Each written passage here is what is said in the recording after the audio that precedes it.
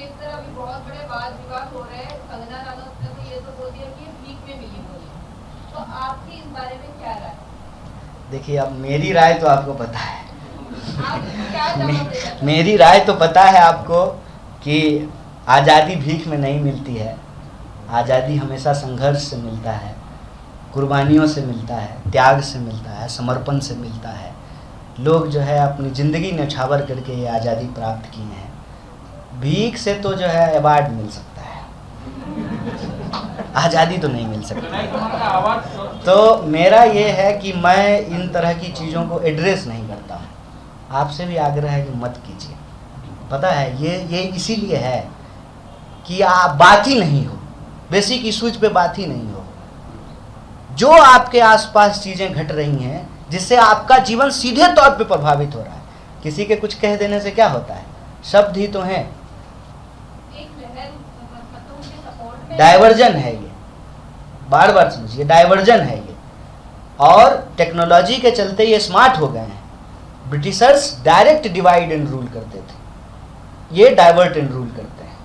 हमेशा headline manage करना है, एक ऐसा विवाद, एक ऐसी बात जिससे बेसिक इश्यूज गायब हो जाए। अभी 2 दिन के लिए बैंक बंद होगा, ट्रेड और कॉमर्स को लेकर के एक बहुत बड़ा सवाल है, इस पर चर्चा होनी चाहिए। कौन है कंगना, सिनेमा बनाती हैं, देखिए, ताली बजाइए, हो गया, बात खत्म। ठीक है, उनका मन है, वो बोल रही हैं। देश का लोग ये नहीं मानता है कि ये भीख का चीज़ है। और अब तो मुझे लगता है कि और लोगों को इसका कीमत समझ में आ रहा है कि आज़ाद देश का नागरिक होने का मतलब क्या होता है, डेमोक्रेटिक राइट का क्या मतलब होता है, राइट टू वोट का क्या मतलब होता है। इतना आसान है क्या? आप लोग तो सब महान शहर पुणे के लोग हैं। जब सावित्रीबाई फूले जाती थी पढ़ाने के लिए तो गोबर फेंकता था, एक साड़ी एक्स्ट्रा लेकर के चलती थी। इतना आसान नहीं है, लोगों ने अपना जीवन दिया है इस परिस्थिति को प्राप्त करने के लिए। सर, आप युवा नेता हो तो शक नहीं है, मैं हूँ युवा। सर, आप मेरा एज 34 साल है, मैं 50 साल वाला युवा नहीं हूँ। आप महिलाओं के प्रश्न पर क्या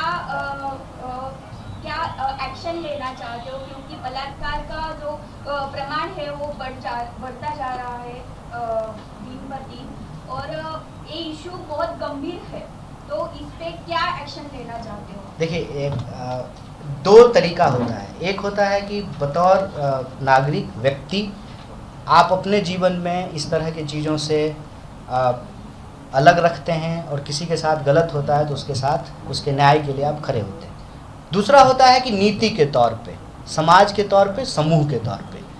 और मुझे लगता है कि महिलाओं के सवाल को हमारा समाज जो है बहुत प्रोमिनेंटली एक्सेप्ट करना शुरू किया है। अभी वो एक वॉइस है जो कमज़ोर है, मैं एक्सेप्ट करता हूँ, लेकिन वो धीरे धीरे मजबूत हो रही है। और एक तो बतौर नागरिक मैंने कहा कि महिलाओं को भी बराबरी का हक है, बराबरी से अपना वो जीवन जिएं, पूरी सुरक्षा और स्वच्छंदता से अपने जीवन को जीने का उनका अधिकार है। और हम अधिकार देने वाले कोई नहीं होते हैं, उनका है वो, ये उनका हक है। दूसरा, बतौर पार्टी हम लोग इस इशू को बहुत सीरियसली समझ रहे हैं। इसीलिए मैंने आपको बताया कि उत्तर प्रदेश में बाकायदा कैंपेन यही है कि 40% सीट जो है वो महिलाओं को देना है। ठीक है, पार्लियामेंट में 33% रिजर्वेशन लागू नहीं हुआ है, कम से कम पार्टी में जो है इसकी शुरुआत की जाए। और कांग्रेस पार्टी का ट्रैक रिकॉर्ड अगर आप देखेंगे तो महिलाओं को लेकर के बड़े गंभीर जो है प्रयास जो है वो किए गए हैं। बहुत सारे ऐसे हिस्टोरिकल फैसले हैं, जैसे पहले महिलाएं फ़ौज में नहीं जा सकती थी, इसका डिसीजन लिया गया। और आज कोई ऐसा फील्ड नहीं है जहां महिलाएं परफॉर्म नहीं कर रही हैं, लीड नहीं कर रही हैं। तो इन चीज़ों को, इस इशूज को पॉलिटिक्स के अंदर भी एड्रेस करना, उसको पॉलिटिकल नैरेटिव का हिस्सा बनाना, फिर उसके आधार पे पॉलिटिकल एक्शन लेना, ये हमारी जिम्मेवारी है, उसका प्रयास भी हम लोग करते हैं। महाराष्ट्र के बाद अब गोवा में भी जो कांग्रेस है वो शिवसेना के साथ टाई अप कर सकती है, ऐसे प्रयास कर रहे हैं बीच में।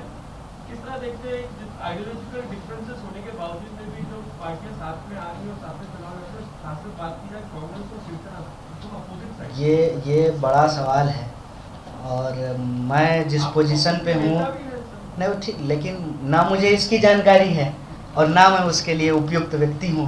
वो तो देखिए, एक सिस्टम है, एक स्ट्रक्चर है, उसमें जो प्रभारी हैं जो नेगोशिएशन कर रहे होंगे उनको जानकारी होगी।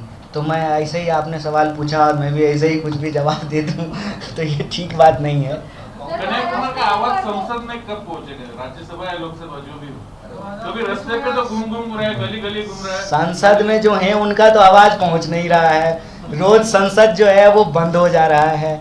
और मजेदार बात ये देखिए कि विपक्ष ये कहता है कि बहस कराइए, सत्ता पक्ष बहस नहीं कराती है और संसद नहीं चलने देने का आरोप भी विपक्ष के ऊपर मढ़ देती है। अब आप मुझे बताइए 50 सांसद, 60 सांसद और 300 ज्यादा होते हैं ना, जोर से चिल्लाना भी शुरू करेंगे तो 50 की आवाज दब जाएगी। लेकिन बाहर में आकर के जो है मीडिया में आकर के विक्टिम कार्ड खेलते हैं कि नहीं नहीं नहीं विपक्ष नहीं संसद चलने दे रहा है। अरे साहब, संसद शुरू होने से पहले ही आपने 12 सांसदों को बिना किसी नोटिस का निलंबित कर दिया, बिना किसी नोटिस का, और कह रहे हैं कि जो है विपक्ष संसद नहीं चलने दे रहा है। तो संसद जो है वो तो चल नहीं पा रहा है। तो हमको लगता है कि संसद में भी आवाज़ उठे, मैं उसकी उपयोगिता से इनकार नहीं करता हूं, लेकिन सड़क पे आवाज़ उठना ज़्यादा ज़रूरी है। अभी हमको सड़क पे ही रहने दीजिए। नहीं कर रही है, नहीं महाराष्ट्र में तो है ही नहीं। देखिए अभी महंगाई को लेकर के पूरे देश में मुझे लगता है कि फॉलोअप अगर आप नहीं ले रहे हैं तो मैं आग्रह करूंगा कि आप लीजिए। महंगाई को लेकर के डोर टू डोर कैंपेन में है कांग्रेस पार्टी, और 12 तारीख को जयपुर में रैली है। पूरे देश से जो है कांग्रेस के कार्यकर्ता जुट रहे हैं। वो रैली दिल्ली में होनी थी, रामलीला मैदान में होनी थी, लेकिन सरकार ने जो है परमिशन नहीं दिया, तो फिर उसको जयपुर में शिफ्ट किया गया। और बाकायदा आपको बता दें, पहली बार आफ्टर अ लॉन्ग टाइम एक एजिटेशन कमेटी बनी है जिसका काम है लोगों के इश्यूज के ऊपर कैंपेन करना, पहले जा कर के कैंपेन करना, फिर एजिटेशन करना, और महंगाई को बहुत प्रोमिनेंट तरीके से उठाया गया है।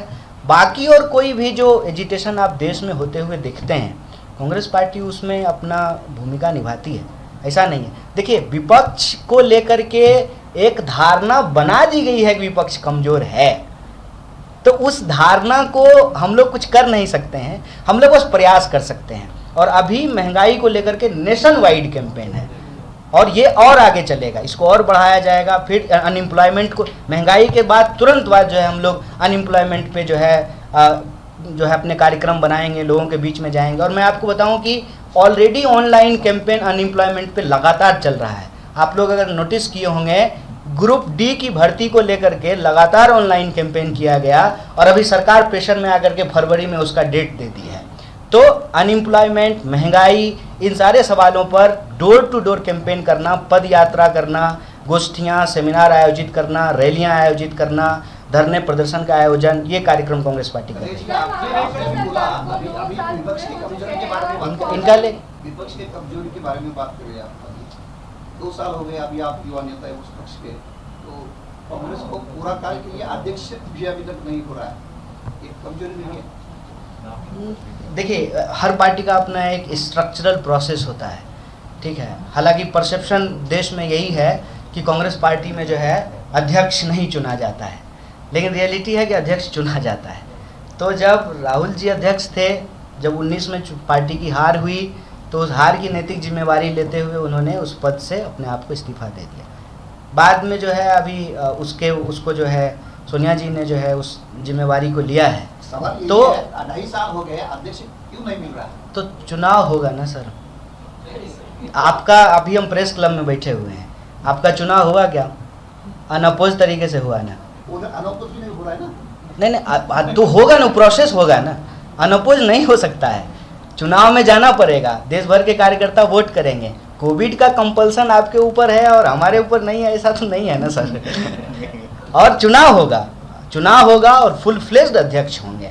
और ये मैं बोल रहा हूँ, मैं पब्लिक में बोल रहा हूँ, ऐसा नहीं कि मैं अकेले में ले जाके आपको बोल रहा हूँ। और चुनाव होगा। देखिए ये आरोप लोग लगाते हैं, उस आरोप को लगाने की अपनी वजहें हैं, मैं उन वजहों में नहीं जा रहा हूँ, लेकिन ये एक फैक्ट है कि इलेक्शन होता है कांग्रेस अध्यक्ष का, और एक बार इलेक्टेड अध्यक्ष ने इस्तीफा दे दिया है तो अब दोबारा इलेक्शन ही होगा।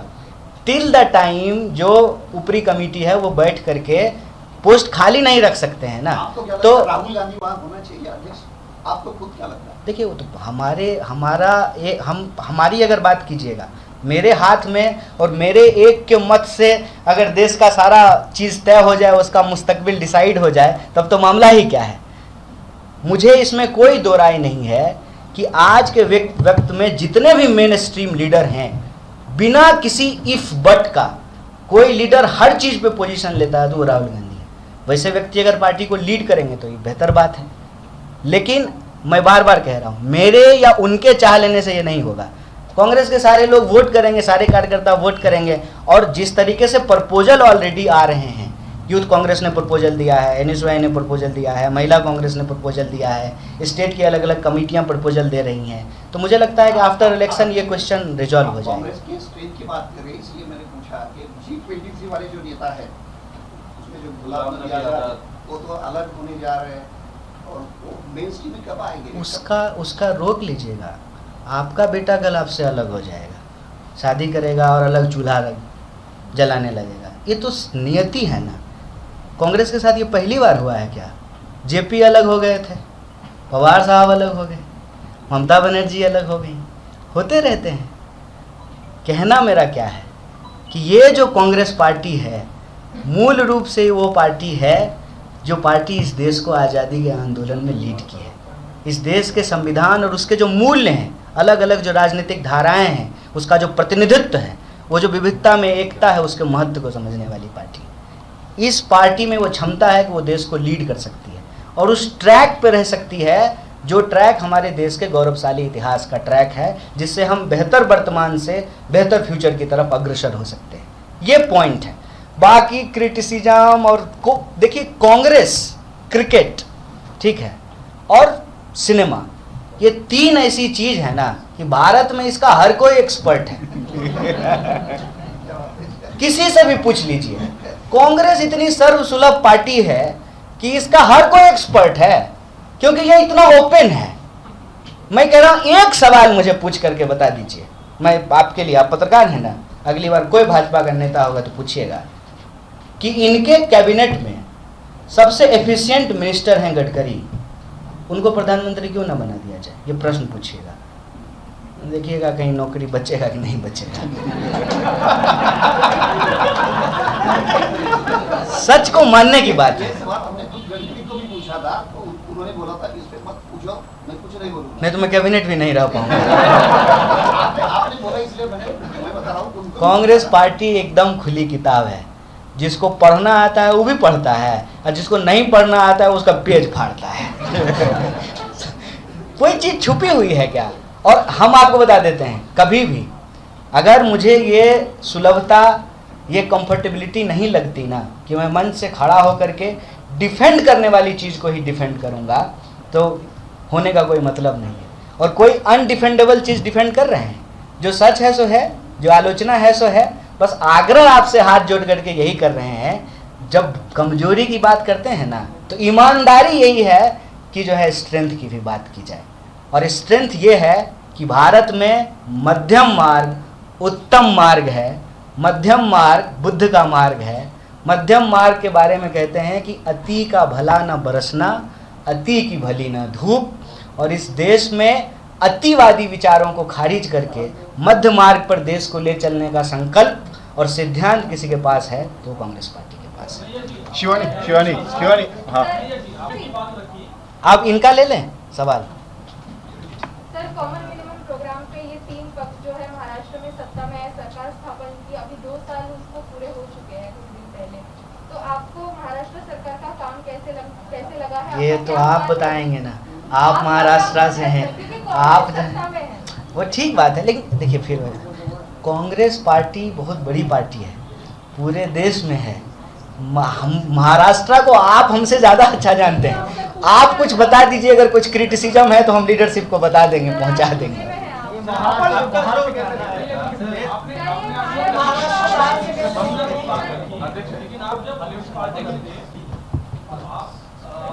आप वही हैं अभी तक। किसको? आपको? नहीं, देश को नहीं चाहिए। ये देखिए, अब मैं क्या कहता हूँ ना, थोड़ा होमवर्क करना चाहिए सर। हम सब किसी को अपनी अपनी जिम्मेवारी समझनी चाहिए। देश से हमने कभी आज़ादी नहीं मांगी है, देश की जो समस्याएं हैं उससे आज़ादी। और उस शब्द का इस्तेमाल कौन नहीं करता है मुझे बताइए। दिल्ली आप जाएंगे ना तो दिल्ली में बड़े बड़े पोस्टर लगे हुए हैं, महंगे बिजली बिलों से आज़ादी। ठीक है, आप भाजपा के कैंपेन सॉन्ग को भी देख लीजिए, वो भी आज़ादी शब्द का इस्तेमाल करते हैं।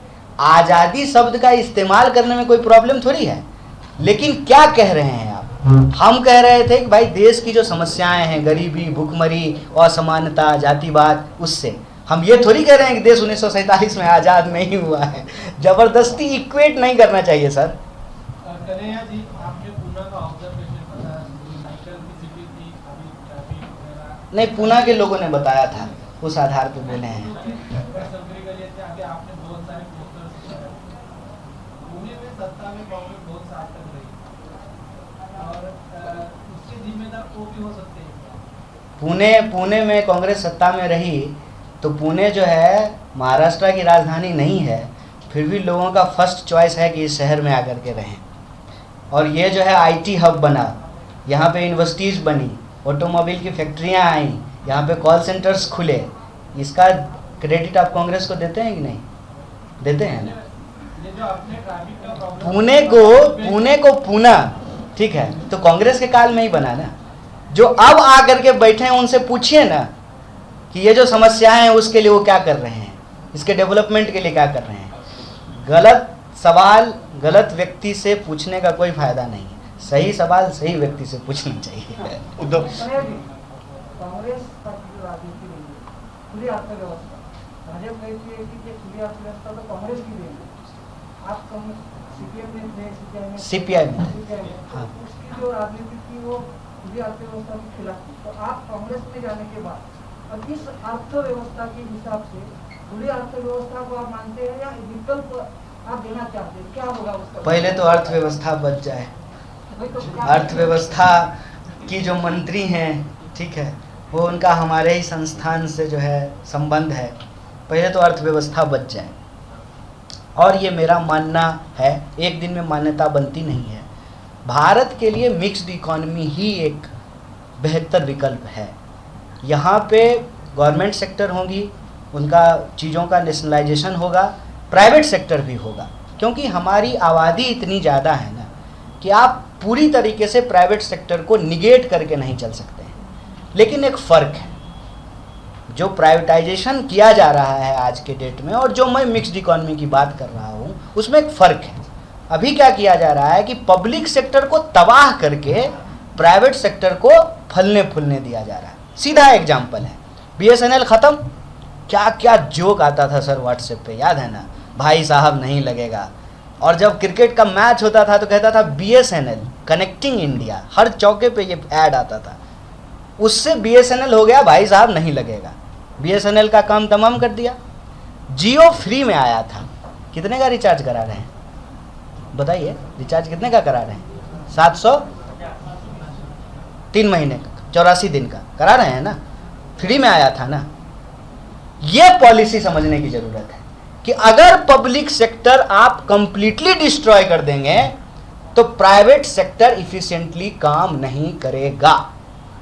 अगर एम्स नहीं होगा तो अपोलो में भी बढ़िया इलाज नहीं होगा।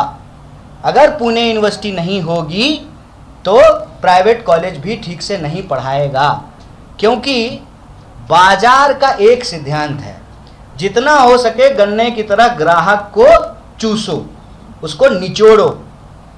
सरकारी संस्थान ग्राहक को ग्राहक के तौर पे नहीं, नागरिक के तौर पे देखती है। तो रेलवे में लिखा रहता है, रेलवे राष्ट्रीय संपत्ति है, इसकी सुरक्षा करना आपकी जिम्मेवारी है। ICICI बैंक में लिखा रहता है क्या ICICI आपकी संपत्ति है? ये फर्क समझना है, ग्राहक होने और नागरिक होने का फर्क समझना है। नागरिक हमको बना करके सरकारी संस्थान रखता है। अब आप मुझे बताइए, एयर इंडिया नहीं होगा तो क्या करेंगे सिंधिया जी? चुनाव से पहले उद्घाटन करेंगे और चुनाव के बाद एयरपोर्ट बेच देंगे। कितना एयरपोर्ट बचा है सरकार के हाथ में? एयरपोर्ट अथॉरिटी ऑफ इंडिया अब क्या करेगा जब एयरपोर्ट ही नहीं बचेगा? तो तमाम जो पब्लिक सेक्टर हैं उसको एक एक करके डिस्ट्रॉय किया गया। ये फर्क है। आप बहुत सारे ऐसे लोग हैं, आपने सवाल बहुत आइडियोलॉजिकल पूछा है, बहुत सारे ऐसे लोग हैं ना जो मिक्स्ड इकोनॉमी को भी रिजेक्ट करते हैं। ठीक है, बहुत सारे कम्युनिस्ट दोस्त हैं। मैं मिक्स्ड इकोनॉमी के कॉन्सेप्ट को रिजेक्ट नहीं करता हूँ। भारत की जो आर्थिक स्थिति है, हमारी जो आबादी है, हमारे पास जो उपलब्ध संसाधन है और जिस तरीके का हमारा ट्रेडिशन रहा है, हम मिक्स्ड इकोनॉमी को एक्सेप्ट करते हैं। प्राइवेट सेक्टर भी रहेगा, लेकिन बार बार अगर गवर्नमेंट सेक्टर को तबाह करके आप प्राइवेट सेक्टर और प्राइवेटाइजेशन करेंगे तो बेसिकली आप इकोनॉमी तबाह करेंगे। इसीलिए हमने आपको कहा जवाब देते हुए कि पहले अर्थव्यवस्था तो बच जाए।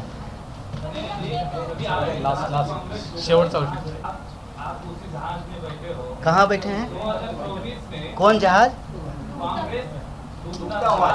नहीं, आप लोग मेरे थोड़ा दिल्ली वाले पत्रकार की तरह कर रहे हैं। अरे देखिए, जो लोग दिल्ली से दूर है ना, वो थोड़ा होमवर्क करके क्वेश्चन पूछें। ठीक है, अब वही कहीं बात, कोई जोक, कोई मीम, उसके आधार पे जो है आप प्रेस कॉन्फ्रेंस का क्वेश्चन बना देंगे तो। हाँ, मैं जहाज में भी कुर्सी पे बैठा हुआ हूँ। शेवटचा प्रश्न। हाँ, कांग्रेस में स्टूडेंट इलेक्शन नहीं होता। हाँ, बोल। सोशल मीडिया के माध्यम से लोगों को धर्म और जात के खिलाफ भड़काया जा रहा है। यंग जनरेशन भी इससे प्रभावित हो रही है। चुनाव में भी सोशल मीडिया का बहुत सारा यूज किया जा रहा है। तो यंग जनरेशन का प्रतिनिधित्व करते हो तो आप इस सोशल मीडिया को किस तरीके से देखते हैं? देखिए, सोशल मीडिया आज का हमारा रियलिटी है और टेक्नोलॉजिकली अगर आप देखेंगे तो ये उसके एवोल्यूशन में जो है नेक्स्ट स्टेप है। तो सोशल मीडिया से तो आप अपने आप को अलग नहीं कर सकते हैं, या ये आप फैक्ट नहीं डिनाई कर सकते हैं कि वो आज एक इम्पोर्टेंट ओपिनियन मेकिंग है, लेकिन उसको जो है रिस्पॉन्सिबिलिटी के साथ यूज करना और इन्फॉर्मेशन और मिस इन्फॉर्मेशन के फ़र्क को समझना, इन्फॉर्मेशन को फिल्टर करना, चेक करना, फैक्ट चेक करना, ये सारा अवेयरनेस होना चाहिए। मतलब मुझे याद है कि जब ट्रेन आई थी और पटरी पे पहली बार दौड़ी तो जो है गांव वाले गांव छोड़ के भाग गए, लेकिन बाद में जो है देश ने उसका इस्तेमाल करना सीखा और वो जो है आज़ादी के आंदोलन में भी एक बहुत बड़ा रोल निभाया। तभी तो जो है राजगुरु भगत सिंह से मिल पाए, आंदोलन की भी एकता हो पाई। तो सोशल मीडिया जो है वो फ्यूचर है, लेकिन उसको लेकर के जो आप समस्याएं गिना रही हैं वो हैं। ट्रोलिंग एक बहुत बड़ी समस्या है, खास करके महिलाओं को सोशल मीडिया पे बहुत ट्रोल किया जाता है, रेप थ्रेट्स दिए जाते हैं, मारने की धमकियां दी जाती हैं, आइडेंटिटी रिवील किया जाता है, परिवार को जो है तंग किया जाता है। तो ये सारे प्रॉब्लम्स हैं, ये साइबर क्राइम्स हैं जिस क्राइम्स को कंट्रोल करना चाहिए। और एज ए यूजर किसी भी चीज़ को अपलोड करने से पहले उसका फैक्ट हम जांच लें, वो सही है गलत है, उसका जांच करके ही उसको कहीं पे अपलोड करें। ये कॉन्शियसनेस और ये सतर्कता जो है हम लोगों को बरतनी चाहिए। और जिग्नेश, युवा नेता के तौर पे कांग्रेस आपके ऊपर देख रही है, तो युवा के लिए, देश के युवा के लिए आप कौन सा भी प्रोग्राम बना रहे हैं या युवा मूवमेंट कैसे चलेगी अभी कांग्रेस की? देखिए, हम लोग सब कांग्रेस में हैं, कांग्रेस प्रोग्राम बनाती है, हम लोगों को जिम्मेवारी देती है और फिर उसको लेकर के थोड़ा प्रोसेस आप उल्टा बोलती है। तो प्रोग्राम बनता है क्या? युवा के लिए प्रोग्राम चल रहा है क्या? हाँ, चल रहा है ना। आप मुझे लग रहा है आप जानबूझ करके ये सवाल पूछ रहे हैं। लास्ट सवाल था, अगर आप गुस्सा नहीं कर... नहीं, मैं गुस्सा क्यों करूँगा? मैं गुस्सा नहीं कर पाऊँगा, मैं गृह मंत्री नहीं हूँ सर। आप बस माँ बहन की गाली नहीं दीजिएगा, बाकी और तो क्या ही कहें। कांग्रेस इस देश का कल्चर है, आप बोल रहे हैं तो श्री राम मंदिर ये भी देश का कल्चर है। तो जब कोई श्री राम से आपका स्वागत करता है तो आपको गुस्सा क्यों आता है? नहीं, कभी गुस्सा नहीं आया मुझे। कैसे देखिए, मैं बड़ा ऑथेंटिक आदमी हूँ इस मामले में। मैं बार बार इस बात को बोलता हूँ। एक तो मेरा नाम कन्हैया है और मेरे पिताजी का नाम जयशंकर है, ठीक है। और हम लोग आते कहाँ से हैं? मिथिला से हैं। मिथिला कौन सी जगह है? माता जानकी की जन्मभूमि है। मुझे क्यों गुस्सा होगा? मुझे गुस्सा नाथुराम से होता है, श्री राम से नहीं होता है। और आप भी अगर ये चालाकी कीजिएगा कि श्री राम के नाम पे नाथुराम घुसाइएगा, बस ये चालाकी मत।